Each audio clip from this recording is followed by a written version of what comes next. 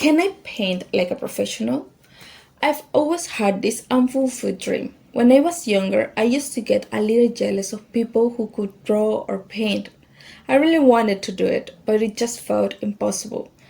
Maybe I didn't have enough patience, or maybe I just really bad at it. I remember that when I was 13, I had an art teacher who was really good at painting. At that time, we had to paint some clay bowls. Okay, I have to admit I was really bad at it, and my teacher told me that my trees were too wide and didn't even look like trees. I don't know if it was my charm or something else, but my teacher decided to help me.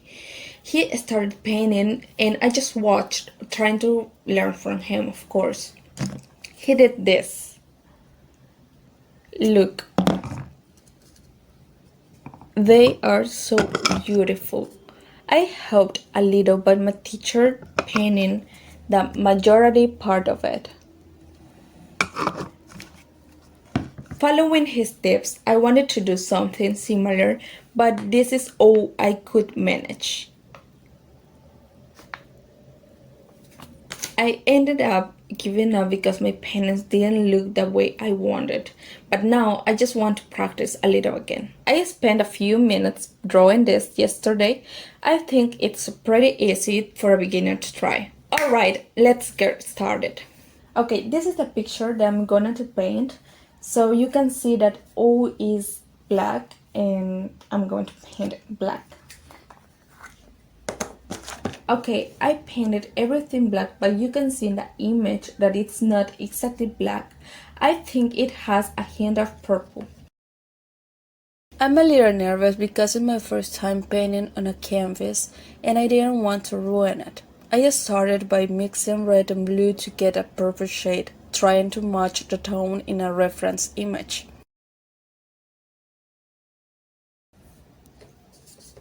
Okay, I think that its color is perfect. This part was the trickiest because even though I added a bit of black to a purple, I still couldn't get the shade I wanted.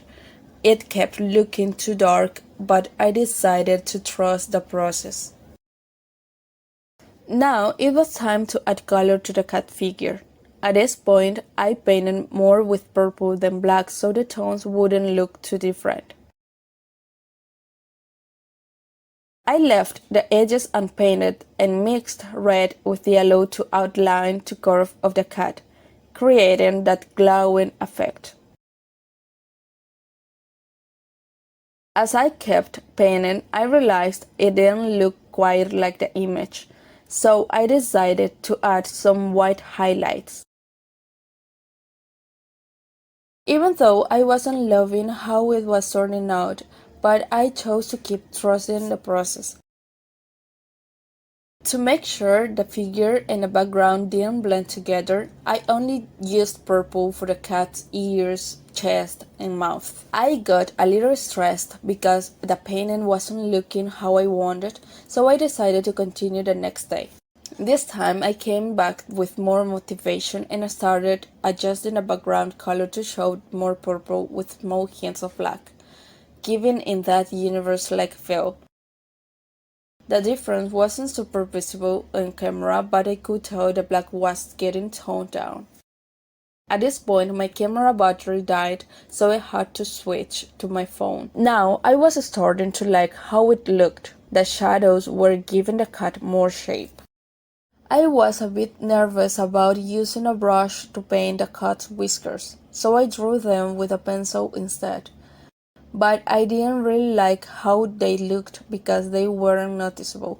I was super excited to add the stars, but I wasn't sure how to make them look perfect. I used a brush to add small red stars. My phone ran out of storage, so I couldn't record the process of painting the cat's eye.